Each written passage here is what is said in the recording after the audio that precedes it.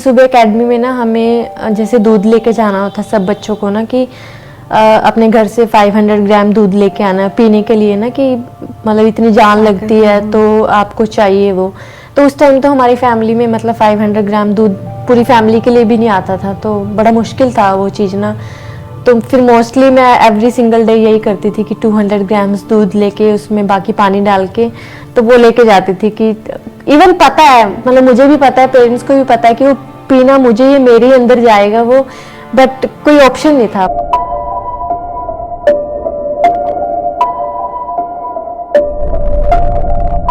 Parents जिद के आगे झुक गए, कोच ने भी मान लिया, सिखाना भी शुरू कर दिया। लेकिन उसके बाद की राह कितनी मुश्किल थी आपके लिए, और बहुत छोटी थी आपकी, मतलब 15 में तो आपने शायद नेशनल टीम ज्वाइन कर ली, तो 7 साल जब हॉकी स्टिक पकड़ी, और वो भी पहले टूटी स्टिक, क्योंकि नई स्टिक खरीदने के पैसे नहीं थे शायद आपके पिता के पास, वो 7-8 साल का सफर कैसा था आपका? मैम काफ़ी डिफ़िकल्ट सफ़र था वो, जो स्पेशली 7 साल से मैंने शुरू किया। उसके बाद पहले तो क्या होता, आप बच्चे हो है ना, सुबह उठना जो हमारी 4 बजे हमें उठना होता था, नो मैटर कितनी ठंड है, गर्मी है, बारिश है, 4 बजे उठना ही उठना है आपको। और 4:30 आपको घर से निकलना है एकेडमी के लिए ना, क्योंकि वहाँ पे आपको 4:45 पहुँचना होता था, मतलब 5 बजे का टाइम होता तो आपको 10 मिनट पहले पहुँचना है वहाँ पे। आप लेट नहीं हो सकते, लेट इसलिए नहीं हो सकते क्योंकि वहाँ पे कोच पहले ही आ जाते थे और उनको पता होता था कौन लेट आ रहा है, तो पनिशमेंट इतनी ज़्यादा मिलती थी ना कि आप लेट जा ही नहीं सकते। और क्या होता था उस टाइम पे, हम अपने स्कूल की ड्रेस साथ में लेके जाते थे, शाम की जो ट्रेनिंग की ड्रेस थी वो साथ में लेके जाते थे, खाना सुबह लेके जाते थे 4:30 बजे घर से कि हम जा रहे हैं और 7:30-8 बजे तक हम ट्रेनिंग करेंगे वहाँ पे, वहीं से हम चेंज करके हम स्कूल जाएंगे। हाँ। और वहीं पे पूरे दिन का खाना लेके जाते थे स्कूल से। फिर हम 2 बजे छुट्टी होता था, 2:30 हमें ग्राउंड पे पहुंचना है, मतलब तैयार हो गए ना, तो हमें रहता जैसे ही स्कूल की बेल बजी ना, फिनिश हुई तो हमें जल्दी रेडी होके जाना है वहाँ पे, अदरवाइज तो डांट पड़ेगी, पनिशमेंट मिलेगी। तो हम रात को घर आते थे 8 बजे ना वापस, 4-4:30 बजे के निकले। बिल्कुल मैम, और हम साइकिल पे जाते थे। और यही मतलब ये लाइफ ना हमारी 365 डेज हमारी यही लाइफ रहती थी, कोई संडे नहीं है, कोई सैटरडे नहीं है, कुछ नहीं, हर दिन हमारे लिए सेम ही होता था मतलब ना। और संडे को तो ज़्यादा ट्रेनिंग होती थी क्योंकि स्कूल नहीं जाना होता था, तो अगर हम सुबह गए हैं 5 बजे तो हम 11 बजे वापस आएंगे ट्रेनिंग से, और आके 2 बजे फिर वापस चले जाएंगे। तो यही था डेली की रूटीन हमारी, यही होती थी। और हमने मैम लाइफ में कभी कुछ नहीं देखा, कोई फेस्टिवल नहीं देखा, कोई हमारे शहर में अगर कुछ होता है, जैसे बच्चों को शौक होता है ना चीज़ें देखने का, हमने कभी वो नहीं देखी, कभी किसी रिलेटिव्स के पास नहीं हमने जाके देखा, कोई शादी नहीं देखी है। सिर्फ और सिर्फ हमने जो टाइम दिया वो हॉकी को ही दिया, और शायद हमें अभी लगता है कि वो अच्छा था कि हमने वो हॉकी को दिया। तो काफ़ी डिफिकल्ट जर्नी थी बचपन की ना, कि रात को आना है, फिर रात को आके आपको स्कूल का होमवर्क करना है, क्योंकि अगर नहीं करोगे तो नेक्स्ट डे टीचर्स आपको डांटेंगे। उधर वाली टीचर से, और टीचर्स भी मतलब ऐसा नहीं, टीचर सीधा बोलते थे हम आपको, कोच को बता देंगे अगर आप काम नहीं करके आए तो ऐसा लगता था कि कोच को मत बताओ, आप हमें बोलो जो भी बोलना, लेकिन कोच को मत बताओ कुछ भी ना, कि हमने काम नहीं किया कुछ।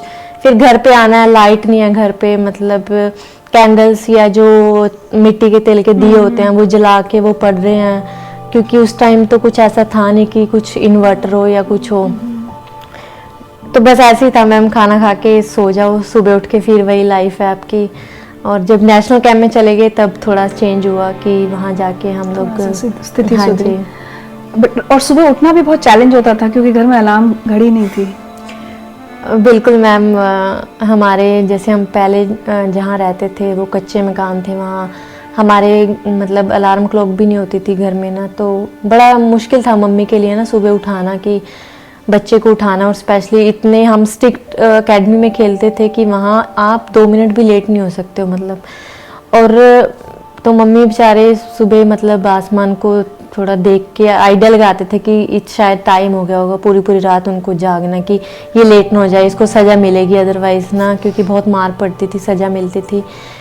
तो बहुत डिफ़िकल्ट था वो टाइम एंड लेकिन मैंने उसके बाद जो है, एक हमारे स्कूल में कंपटीशन होता था, राइटिंग कंपटीशन होता था, और मुझे कहीं से पता चला कि उसमें ना एक अलार्म क्लॉक मिलती है, मतलब अगर आप वो कंपटीशन जीतते हो तो मैंने वो राइटिंग कंपटीशन में पार्टिसिपेट किया। बहुत मैं प्रैक्टिस करती थी लिखने की ना, कि शायद मतलब उससे हमें अलार्म क्लॉक मिल जाए, एंड लकीली मैं उसमें फर्स्ट आई तो मुझे अलार्म क्लॉक मिला। तो तो मैं बहुत खुश हुई कि मतलब मेरे लिए तो बहुत बड़ी चीज थी कि अब सुबह एटलीस्ट अलार्म लगा के उठ सकते हैं। मम्मी को रात भर नहीं जागना मम्मी को पड़ेगा। रात भर नहीं जागना पड़ेगा। तो ये छोटी छोटी चीजों से मतलब शुरू किया हमने ना। और टूटी हुई हॉकी स्टिक कहाँ से मिली थी आपको? वो तो मैम ग्राउंड से जैसे हम जाते थे ना, तो ग्राउंड में बच्चों की होती हैं, जैसे जो बिगनर्स होते हैं उनको जस्ट पहले ऐसे ही दे देते हैं कि ताकि उनका इंटरेस्ट देखने के लिए कि उसका इंटरेस्ट है भी कि नहीं है खेलने के लिए। देन धीरे धीरे जैसे जैसे आप अच्छा करते हो फिर आपको कोई ना कोई हेल्प करने के लिए, चलो हमारे कोच होते थे या सीनियर प्लेयर्स होते थे, वो हेल्प कर देते थे कि ठीक है चलो, अगर जो भी अच्छा खेलता था बच्चा उसकी हेल्प कर देते थे। मुझे लगता है रानी की कहानी हम सब के लिए तो इम्पोर्टेंट है ही, आजकल बच्चों के लिए बहुत जरूरी है सुनना, और खासकर उन बच्चों के लिए जो बहुत सारे सुख सुविधाओं में पलते बढ़ते हैं और फिर भी जिंदगी में कुछ ना कर पाने के लिए बहाने ढूंढ लेते हैं। तो अगली बार जब आपके मन में कोई बहाना आए ना, तो आप रानी रामपाल की कहानी याद कीजिएगा। रानी, कभी ऐसा भी हुआ इस दौरान जो 7-8 साल तो आपके घर की जो हालत थी, कभी किसी ने उसका मजाक उड़ाया हो, ये कहा हो कि अरे भाई कुछ और ढंग का कर लो, क्या हॉकी से पैसे थोड़ी मिलेंगे, या कुछ भी इस तरह का ताना?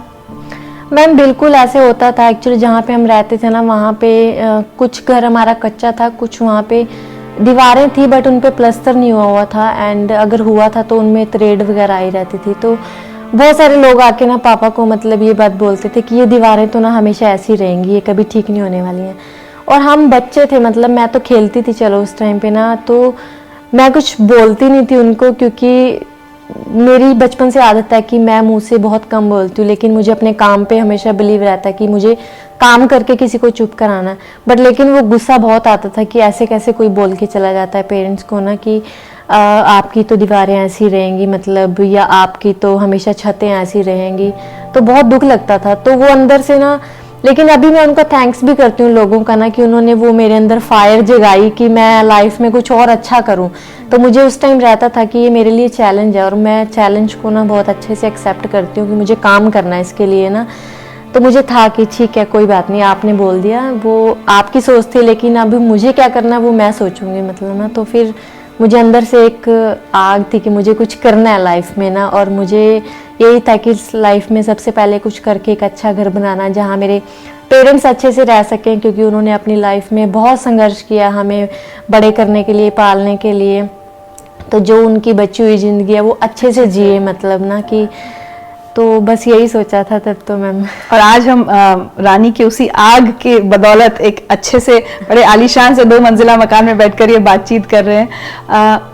पिता को तांगा चलाना अब बंद कर देना चाहिए, मैं अब घर संभाल सकती हूँ, ये थॉट कब आया रानी रामपाल के मन में? जब मुझे जॉब मिली थी 2011 में मिली थी, रेलवेज में जॉब मिली थी, तो उसके बाद मुझे था कि पापा अब आप मतलब काम छोड़ दो, कि आपने बहुत साल आपने इतनी मेहनत वाला काम किया कि वो लोगों के इंटेड होते थे, और मतलब कितने साल उन्होंने यही काम किया है। तो मुझे लगा कि उन्होंने अपनी पूरी लाइफ इसी में निकाल दी है, तो अभी आपका टाइम है कि आप अच्छे से ज़िंदगी जियो। अभी मेरा टाइम है कि मैं मेहनत करूं, मैं कुछ करूं, तो आप आराम से ज़िंदगी जी सकें।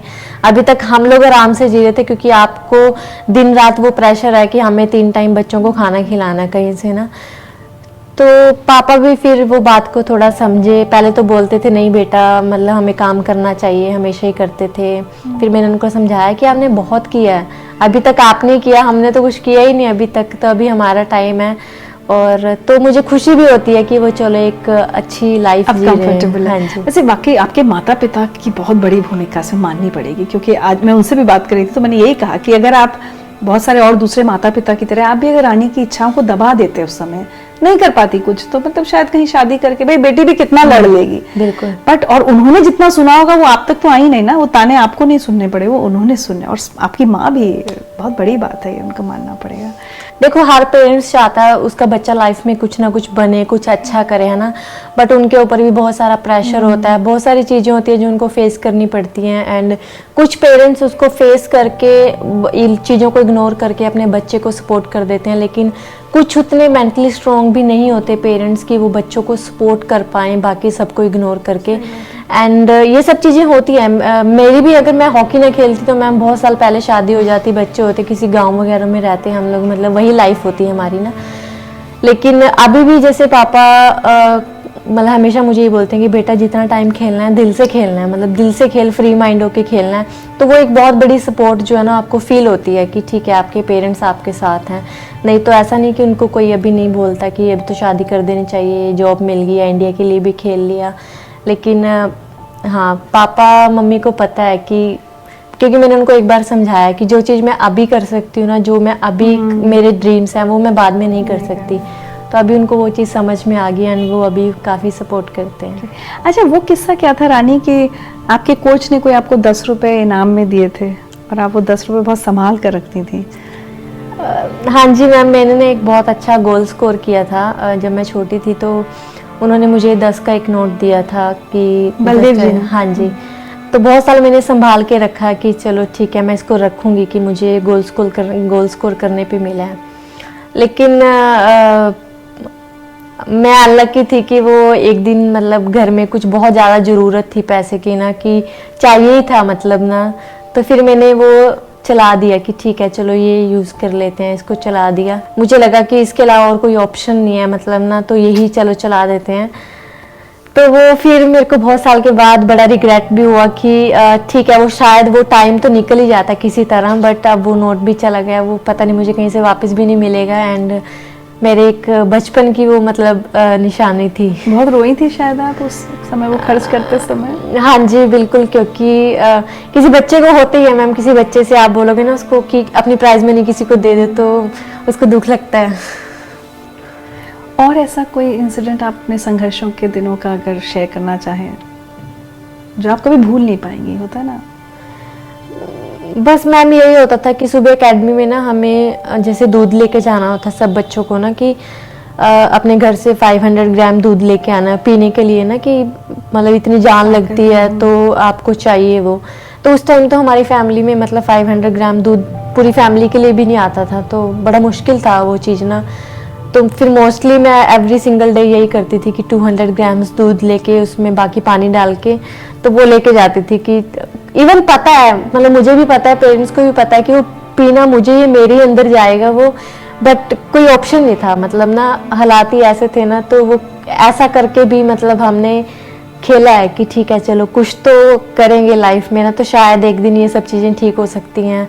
बड़ा शौक होता था कि हम भी फ्रिज का ठंडा दूध पीना है हमें, क्योंकि गर्मी होती है तो सबका दिल करता है। बट उस टाइम फ्रिज नहीं होती थी, तो फ्रिज मतलब क्या, मेरे ख्याल से कूलर भी नहीं होगा घर में कोई? कूलर वगैरह कुछ नहीं होता था मैम, फैन होते थे बट लाइट नहीं होती थी। आप क्या करोगे रात को, वो चुन्नी मतलब आप पानी में गीली करके उसको लेके सो रहे हो कि एटलीस्ट चलो थोड़ी ठंडी लगेगी या मच्छर नहीं लगेंगे। जिन सब लोगों ने ना खेल के मैदान में रानी को करिश्मे करते देखा है, उन सबको ये बातें बहुत ध्यान में रखनी चाहिए।